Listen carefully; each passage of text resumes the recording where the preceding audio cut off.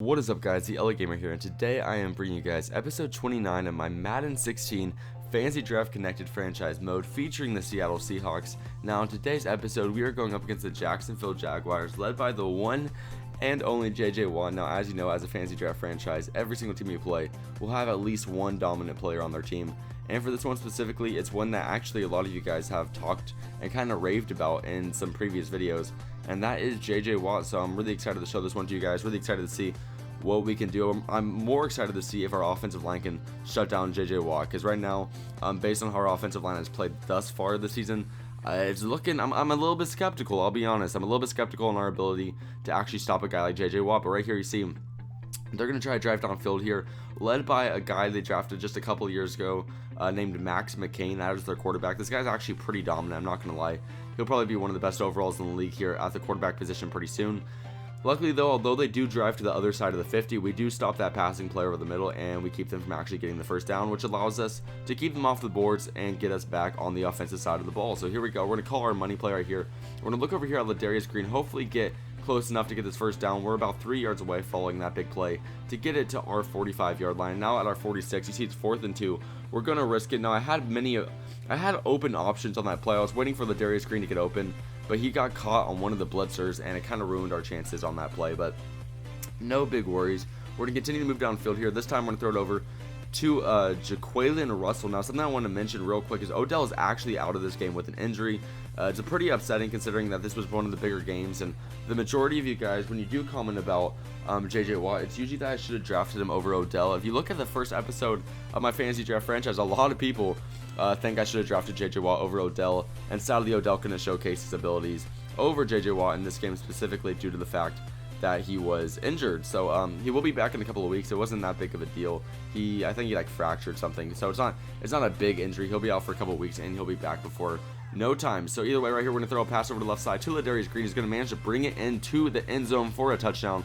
So we're gonna go up 7-0 against the Jacksonville Jaguars. Now on that drive specifically, JJ Watt was not able to get a sack on us. He did pressure us a couple of times, but for the most part, Jameis Winston's doing a great job there in the pocket to just kind of sit there and fire some bullets, not really worrying too much about JJ Watt's pressure. As right here, we do once again show off our inability to tackle. I mean, our tackling skills are basically the worst in the world, and right here, I try to use the safety over the middle, and I just kind of messed up on that one, and that's going to allow them to get a touchdown of their own over the middle, and now it's going to be tied 7-7. The bad news is they're going to get another opportunity to score here following my inability to do so. And now on their offensive drive, you see there's 34 seconds left in the half. We'll try to keep them off the boards, but they're driving downfield with some ferocity right here, and now they're going to throw a curl route over to get it to my 39-yard line, so it's not looking very good for me right now. I'm going to continue to drive down the field, this time with a nice slant play over the middle, and sadly because of that they were able to move themselves within field goal range, and they're going to manage to knock this one home, of course.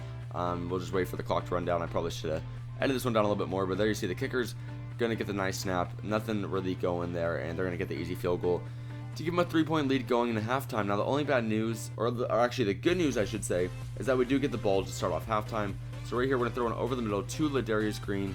Continue to work downfield. Right now we're at our 40-yard line. The big play there for 20 yards. So we're going to continue to try to move downfield, of course. This is our money play. We're looking at Kevin White over the right side, and there we go. He's getting wide open in the open field. Now Kevin White, although he is a big guy at 6'3", he has speed like very few people in the league have speed, and he's going to manage to bring that one into the end zone for his first receiving touchdown in the game. Now I do want you guys to pay close attention to Kevin White this game, because that's not going to be the only big play you see out of him. Now a lot of you guys mentioned you want to see Kevin White get a bigger role on this team.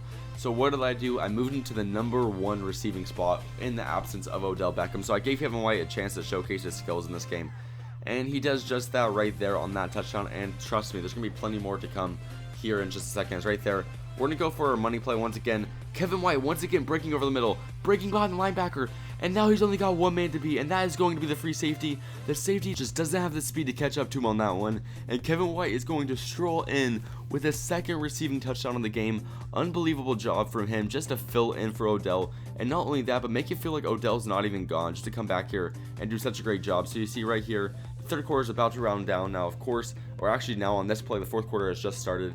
And of course, they're going to move downfield and try to get some points on the board, and hopefully, for their sake, they're going to try to get a 2-point conversion and tie the game back up. But You know how we are. We're not going to allow that to happen. We're going to do whatever we can defensively to prevent that. So right here, you see it's 3rd and 5 at my 37-yard line. So they're going to do whatever they can to get this first down. They're going to do just that. Now this quarterback that they have, I can't remember his name. There we go, Max McCain. He has unbelievable speed, but luckily he's not going to be able to scramble out of this one. Dante Fowler's going to get him in the backfield, and Randy Gregory's going to pick it up. He's going to stop his stumble, get back up, and run 60 yards for the touchdown. Now, if there's one thing I love about these defensive ends, they have speed, they have athleticism, and both of them were able to showcase it on that play. Dante Fowler showcased it with the sack, and Randy Gregory showcased it with his ability to just outrun everybody on the break. Now, sadly, for our sake, they do manage to get a touchdown on the next drive, but it just wasn't enough to prevent the inevitable, which was a victory from the Seattle Seahawks, from me specifically. Now, I'm really glad to come out of this game with a win. Now, I know J.J. Watt, we kind of kept him silent in that game. He didn't sack us once, I don't think. Wow. I'm going to show you guys the stats right here, of course, but I don't recall him sacking us even once that whole game. So we did a phenomenal job offensive line-wise to prevent him from doing very much. And realistically, I feel like the better 99 in this game was Dante Fowler Jr., who walked out of this game with 3 or 4 sacks, maybe 2. Yeah, I think he finished with 2.5 sacks. He got a forced fumble, and that forced fumble that Dante Fowler got really is what ended up sealing up the game. So he performed unbelievably well, and I'm actually really proud of how our team performed this game. I think it's a really nice sign for how things are going to go for the future, and I think it's a really nice sign for how our team hopefully will perform working our way closer into playoffs. So if you guys enjoyed, please click like button below. Make sure to comment your opinion of this series and what I could do to make it more interesting in the comment section below. And make sure to subscribe if you have not already to stay tuned to this series and other series I got going on my channel. I did take a couple of days to post this last video. I think it's been about 5 days since my last upload of this series specifically. I promise not to take another break like that anytime soon, so I apologize for that, and I'll see you guys next time. Peace out.